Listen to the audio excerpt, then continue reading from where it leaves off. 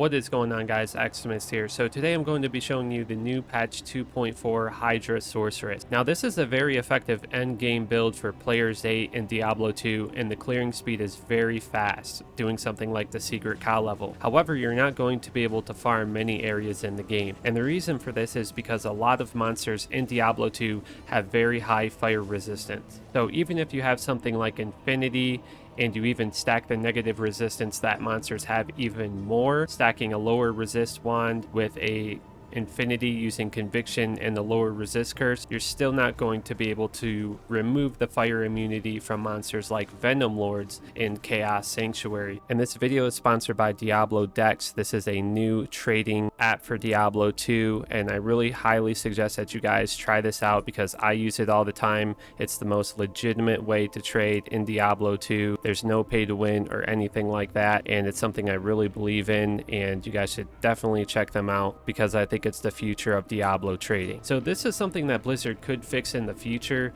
What they would have to do is they would have to change the game files and change the resistance that thousands of monsters have.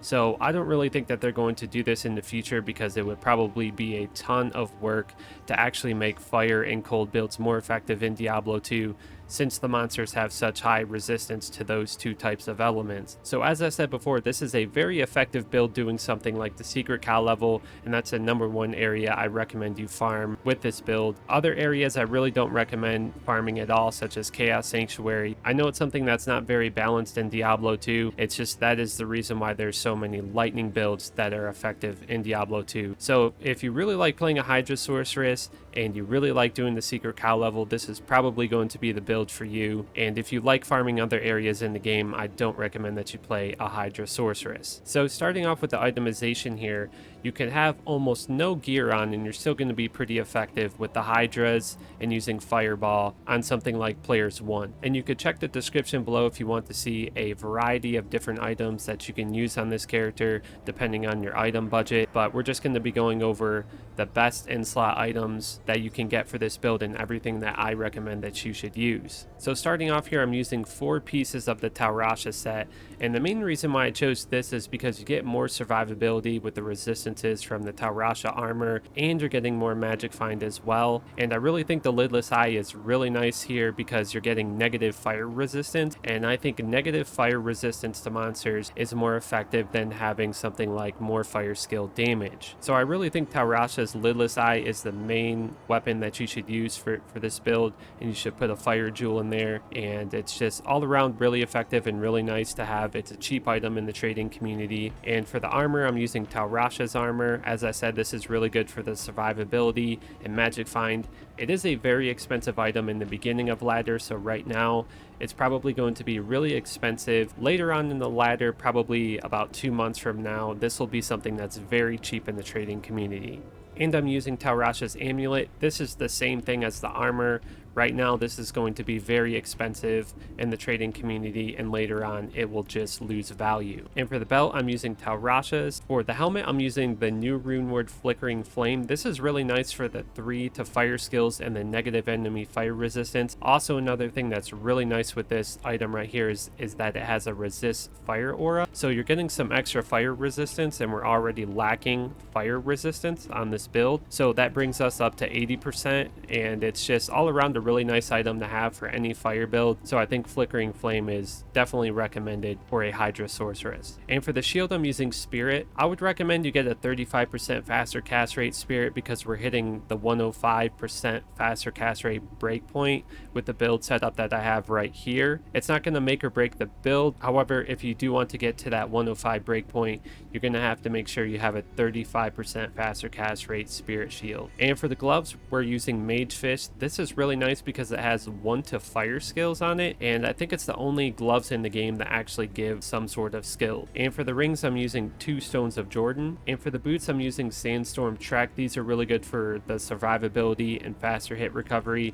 You could just use something like War Traveler boots instead. It's not going to make or break the build, so you just make whatever choice you want if you want to have more magic find or more survivability. Another really good setup here is using the unique Eldritch Orb, Arachnid Mesh, and Vipermagi Vipermagi. However, I just recommend what I already showed you guys I'm using on this build, the 4-piece Rasha set. But as I said before, just check the description below if you want to see a wide variety of items that you could choose from. And for the inventory, I'm just using the Annie and the Torch, and you can also get some fire skill grain charms.